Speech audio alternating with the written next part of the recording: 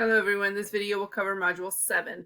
So Module 7 is the module where you will just turn in your research paper. You have the week to finish writing your research paper, catch up on anything that you had in the previous week that you didn't get done, so that making sure that you get that response from the online writing lab. Make sure you look at your peers' responses, instructor response on your rough draft, all of that, and then use all of those comments to turn your rough draft into a final draft. So we've looked at quite a few things already just to kind of help you with recognizing where you're having issues in the paper. And you turned in already to me an outline and a rough draft. So those two things will have feedback on them, and then you'll also have comments from the online writing lab, and then you should have hopefully two sets of peer comments on your essay if you did that correctly, and if they did that correctly. So if you didn't get any peer response, make sure you send me an email.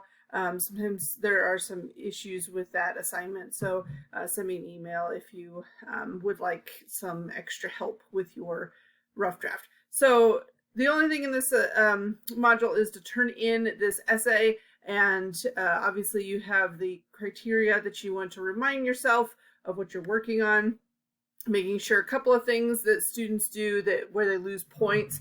A lot of times I'll see, not a lot of times, but I occasionally see a student who has taken that introduction paragraph from the annotated bibliography and just copied it into the research paper. Just keep in mind that you should not have any part of the annotated bibliography other than those works cited entries.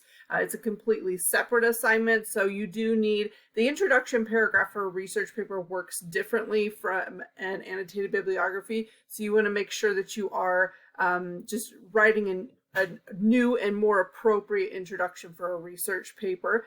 Also, don't forget to actually put a works cited page with your research paper. It is not your annotated bibliography. There may be different sources from your annotated bibliography. There may be fewer sources or more sources. It doesn't matter, but you will not have just the annotated bibliography like attached to the research paper. Make sure that you are using 8 sources total at least. That's a minimum number, and that everything is cited correctly. The other issue, probably the main thing that I comment on the most, is lack of research. This is a research paper, particularly if you've chosen a topic that you know a lot about already or that affects you personally.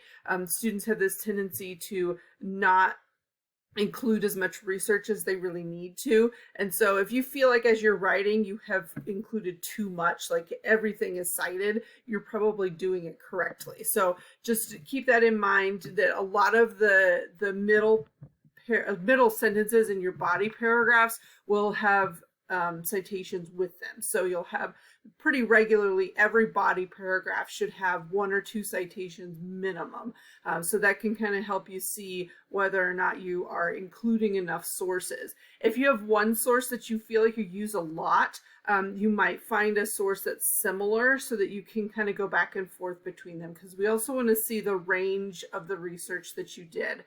So just kind of keep that in mind. Some of it's kind of an ethical thing to make yourself look more trustworthy. So we're looking at that ethos part of it. Your ethos as a writer is including good sources, regular citations, making sure there's no question as to where stuff came from or whether or not a sentence came from a source or anything like that. So that's a lot of stuff to really think about and concentrate on in this last week before you turn in that research paper. That research paper is 200 points of your grade. So it's really important that you spend the week making sure that you have a quality essay to turn in. If you have any questions, send me an email. Otherwise, have a great week.